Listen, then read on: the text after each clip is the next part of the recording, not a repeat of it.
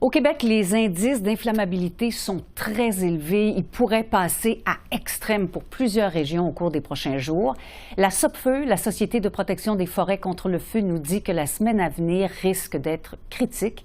J'en discute tout de suite avec Isabelle Gariepi, agente à la prévention et aux communications à la SOPFEU. Bonsoir, Mme Gariepi. Bonsoir. On ne prévoit pas de précipitations en grande quantité dans les régions touchées pour entrevoir une amélioration des choses, à moins évidemment que la météo change complètement. Mais au cours des prochains jours, là, j'imagine qu'on va surveiller ça de très près. Absolument. Vous savez, dans les prochains jours, les indices risquent de monter dans les extrêmes, notamment là, dans l'ouest de la province, dans l'extrême est également, là, toute la partie nord où est-ce qu'on a justement des forêts de conifères qui peuvent brûler très rapidement. Bien, les indices d'inflammabilité seront dans les plus élevés actuellement là, pour toute la semaine. Bon, alors est-ce que vous êtes inquiète? Bien, il demeure que on continue de surveiller ce qui se passe sur le territoire. Vous savez qu'actuellement, au Québec, on a 86 incendies qui sont en activité. On combat principalement ceux qui sont prioritaires, donc ceux qui peuvent atteindre là, la vie humaine, les communautés et également les infrastructures stratégiques. Sur les autres incendies, on fait de la surveillance, on s'assure si on est capable de travailler, d'y aller, mais il demeure que on essaie de vraiment prioriser parce que ça prend beaucoup de ressources pour travailler sur ces incendies, des incendies avec des grandes superficies, notamment dans le secteur de Lebel-sur-Quévillon, où on a un incendie de 332 000 hectares. Donc, près de 1500 personnes actuellement, là, d'un peu partout, d'à travers le pays, d'à travers la province, d'un peu partout dans d'autres pays. On a également des gens de l'Europe, des gens des États-Unis. Oui, on va faire le point sur cette aide internationale, si vous voulez. Mais d'abord, je sais que vous êtes à Bécomo, vous, c'est pas l'endroit où c'est le plus à risque en ce moment. Alors, quels sont les endroits au Québec là qu'on surveille particulièrement? Bien, je vous dirais, c'est toute la partie nord, la partie de l'ouest, entre autres, là, l'Abitibi-Témiscamingue, où est-ce qu'on a vraiment des indices très élevés.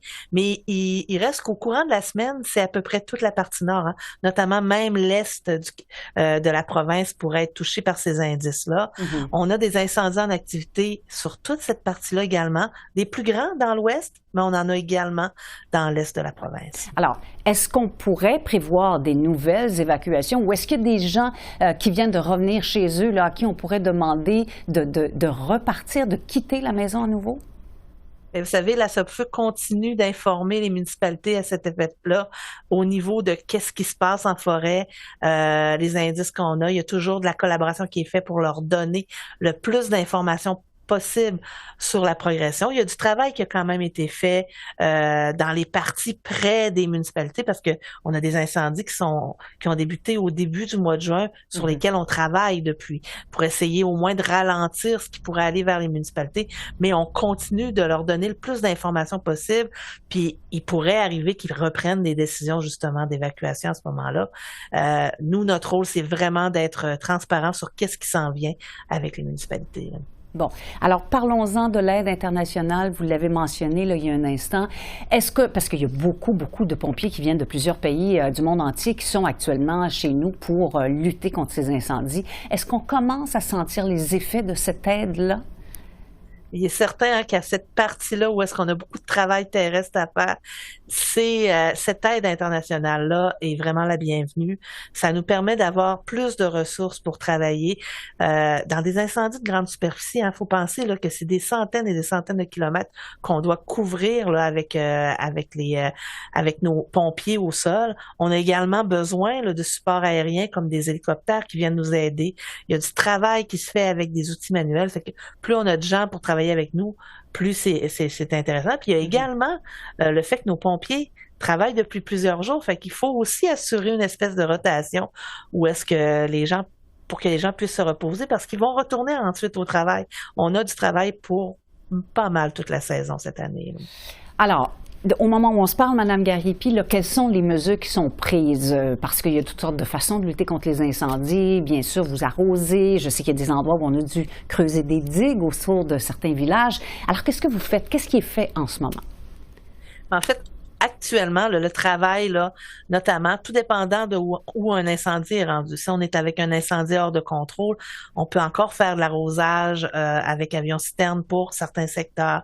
On peut faire de l'arrosage également avec hélicoptères qui vont être capables d'arroser dans d'autres secteurs, puis beaucoup plus précisément sur certains arbres qui vont être peut-être plus spécifiques.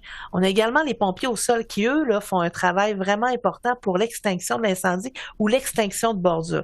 Fait que donc, ils vont travailler avec des outils manuels comme le poulaski, qui est une espèce de hache avec un râteau là, pour pouvoir creuser la terre, s'assurer qu'il reste plus de sources de chaleur.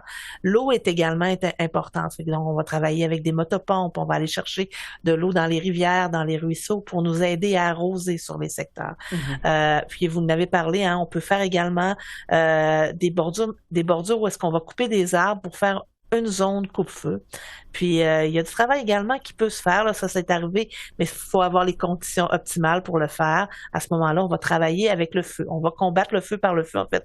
On va faire des tranchées où est-ce que on s'assure d'arrêter le feu avec le feu, mais pour ça, on a des spécialistes pour le faire, puis c'est vraiment un travail là qui doit être fait dans les conditions optimales.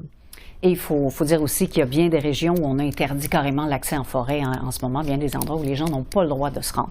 Madame Garriépi, merci d'avoir fait avec nous le point sur cette lutte contre les incendies, particulièrement au Québec. Merci. Ça me fait plaisir.